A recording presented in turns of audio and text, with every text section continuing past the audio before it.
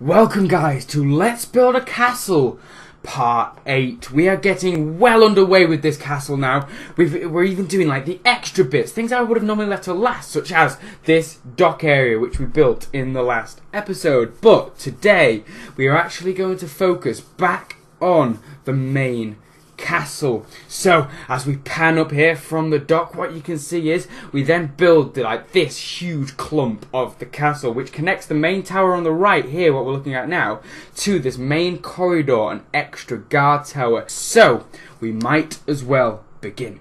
So guys, as we pan up from the bay here, we're now going to build that corridor you can see that leads on from the main tower on the right hand side here, and which will lead on to all the important bedding areas where the most important people from the castle will have their own rooms, and of course the king will also have his own place. So now, using the same styles we've used from throughout this series, because what was the problem with the old castle is, as I built this window here, I'll just explain what was wrong with the old castle is.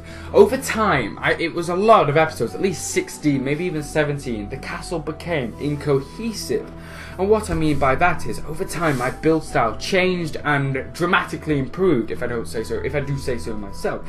And I became much more delicate, and I put much more detail into the later builds than I did the earlier ones, which meant my build style changed so dramatically that the earlier bits of the castle did not look like they were built by the same person as the later bits of the castle, which became a bit of a problem for me. And instead of going back and revamping the old bits, that's why I started this whole new series. So what I'm being very cautious of doing in this series is making sure I use the same styles throughout. So as you can see, I'm building this window design here of the corridors, and as you can see, the style is very similar to the other windows we've built on the Great Hall, purely because I want to keep that cohesive nature and make sure the castle all looks as if it was built by the same person and it all looks like the same castle. So as you see, repeating that style all the way down, but obviously neglected of windows because there is no places down there, and now just obviously that style will have to be repeated all the way along. So repeated that there nicely, and I feel that works well.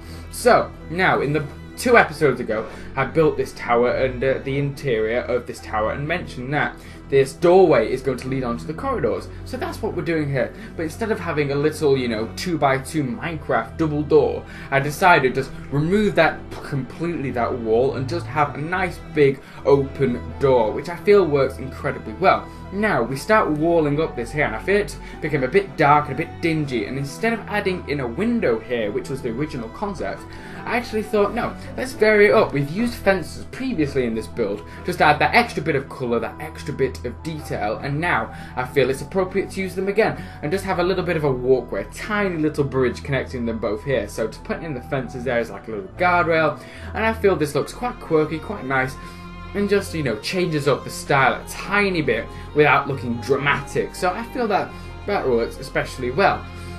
So just finishing off that design here, having them at both the top and the bottom, I feel it works very nicely. So now repeated that same window design along here to ensure it looks the same, and now we have to build this stairwell. So I put a spiral staircase through the middle, and then in the very first episode we built those entry towers over there, and I'm going to build this in the exact same style, except obviously I've added in windows just to light it up a bit.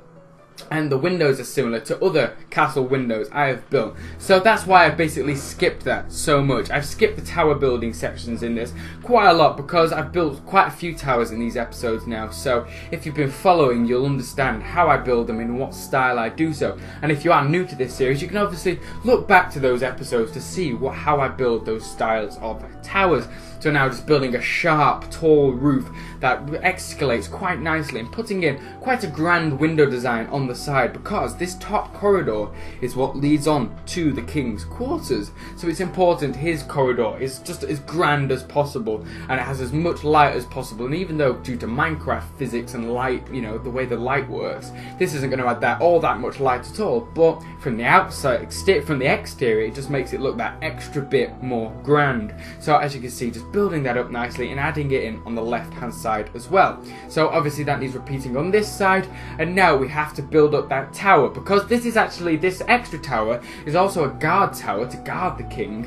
It is also his way of getting from the lower corridors up to his own, so it was obviously important. This became very grand, and also I didn't want a sharp pointed roof on this. I actually decided, as it's going to be a guard tower, it makes sense that the guards can stand on top of it, archers perhaps, and they can look over into the distance and keep an eye out for invading forces. So as you can see, it works very nicely, just adding in these little extra details on the top, these little struts, and I feel this tower works very, very nicely, and it's just an extra detail. Instead of just having that corridor there, it works very nicely just to liven this whole area up.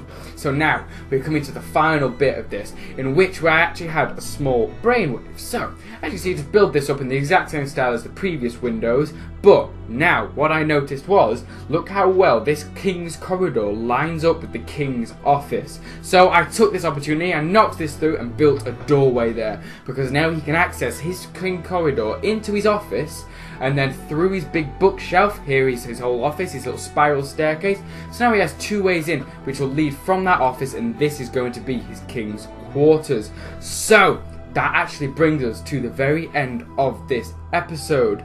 It's looking incredibly impressive, and we've got much more to come. As you can see here, we've got the king's quarters to do, we've got extra bedding rooms to do, and we've got also some other little secret episodes for this castle I've got planned that I'll leave to reveal till later. As you see, it looks just as incredible at night time. And guys, I'm going to end it here. Thank you very much for watching. I hope to see you next time. Here's just a quick ladder up to the guards tower I mentioned earlier, and we've got some tremendous more builds to come. Thank you very much for watching, and as it fades back to day, it's time to end. Goodbye.